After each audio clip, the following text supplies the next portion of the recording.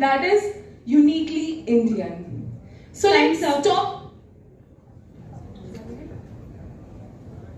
100% digital India. That's a bold claim when nearly 2 out of every 5 Indian still remains offline. Telecom Regulatory Authority of India recently in April 25 reported that a staggering 35% of Indians still do not use internet.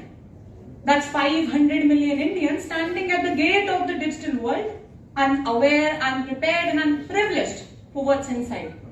The statistic alone should end the debate, but yet here we are.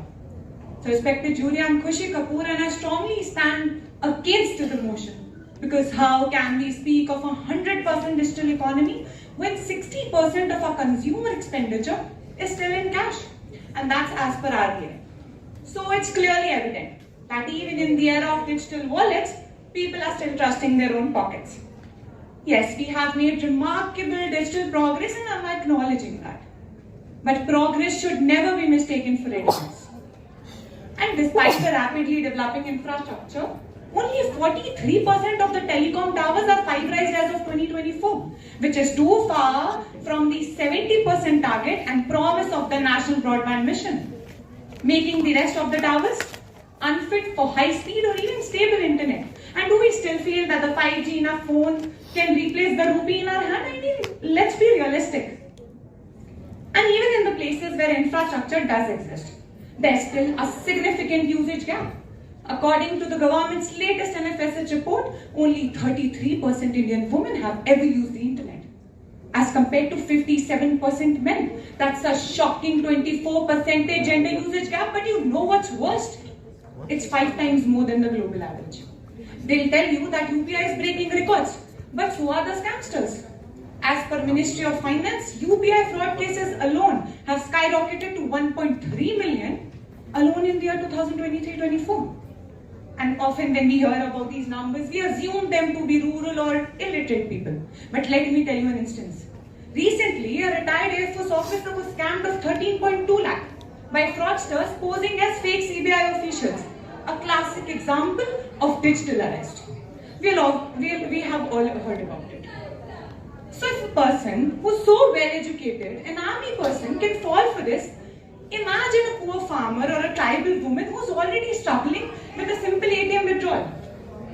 By forcing digitization, we are making these people vulnerable. That's not a digital inclusion, jury, that's just digital illusion.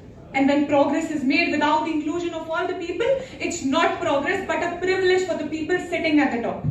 So let's be clear. The question here is not whether India can go 100% digital someday or not. The question here is, are we truly ready as of today, as of now? And I'm afraid we are not. Thank you. Time's up. I would like to begin by posing a question to you.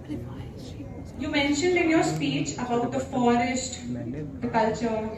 You mentioned that ground root is developing. Do you know that India is the 3rd largest generator of e-waste and the 2nd largest importer of smartphones?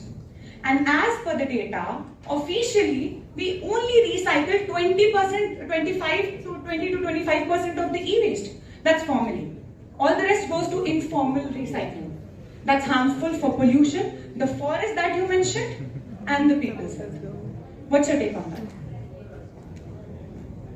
that? I think you are going out of the topic. No, development should be done sustainably. Don't you believe so? Yeah, I believe, but that's not about our topic. Our topic is 100. So you believe that when we are not even ready to recycle the e-waste that we will be generating, when digitalization will be made available? Alright, let's stick to the topic. Are you aware of the cybersecurity spending of our country as of now? Yeah. Are you aware of it? What's it? Cybersecurity spending. Union budget 25 to 26 recently announced 1900 crore was allotted for cybersecurity spending.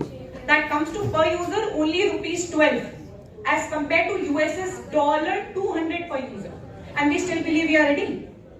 The Indian Crime Corporation, I4C, that works under the Home Ministry, has recently estimated that in the coming year, Indians are going to lose 1.2 trillion rupees to cyber frauds alone. That's 0.7% of our GDP. Do you think they are spending enough to make sure that the common person's money and data is in safe hands? You also mentioned that that use of the digital, when we go to 100% digital economy, it's only for the privileged classes, not for that that I have mentioned, yes, for the in the forest and in the villages. But don't you think that now judges can ask questions? So while she was asking the question, I had already framed my question. And my question, she posed on e-waste and I am to pose on carbon emissions. The surge in the carbon emissions since digitalization is 300% in the past 2 years. Sustainable development is a must. CSR is a responsibility, not just for the companies, I mean generally SR, social responsibilities for all. What's your take? Progress doesn't always mean perfection. So you can just disempower the entire environmental norm, like that's easy to do just because no one's gonna keep you accountable for that. No, I'm not saying that we are learning, we are adapting that. It doesn't always mean that you said that it's not even a part of the topic shows how unaware we are. Answer me.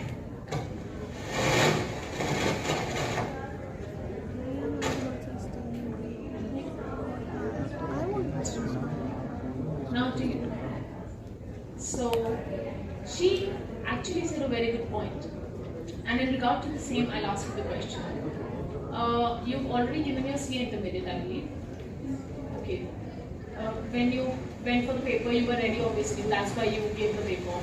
You scored a perfect 100, I suppose. She quoted, and I will repeat. She said, readiness does not mean perfection. And I agree. Until we start, we won't be perfect.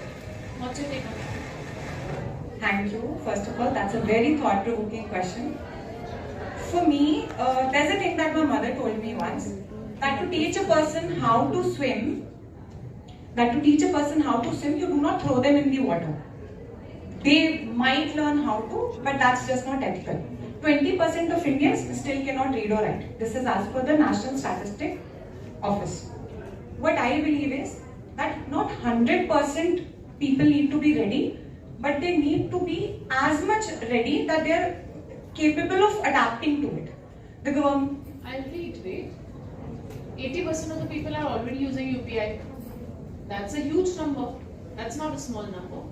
And we are ready, indeed. Don't you think so?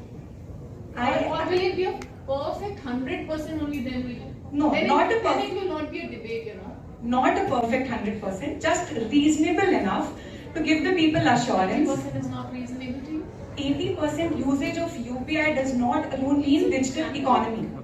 Digital economy would include all the government regulations, all the government procedures to be online too. There were alone 5 billion cyber attacks on the Indian websites, including the hospital, bank, defense. So were in US, so were in Japan, so were in China, were they not ready? But our cybersecurity spending is very low. According to NSO, only 17.7% Indians know how to report a cybercrime. That shows that a large majority. That is the reason why awareness is going on currently. 1930, everyone knows now. Just like there's one awareness going on, Prime Minister Gramin Disha Yojana, which is making people digitally literate. Only 7 million people enrolled and only 4 million could get certified. There's a 35% gap from enrollment to certification. That clearly shows, first of all, only 7 million people showed up. That means it's still a little dicey on whether to adapt it or not. And the person who also went to adapt it, maybe the training was not up to the mark or they could not adapt to it.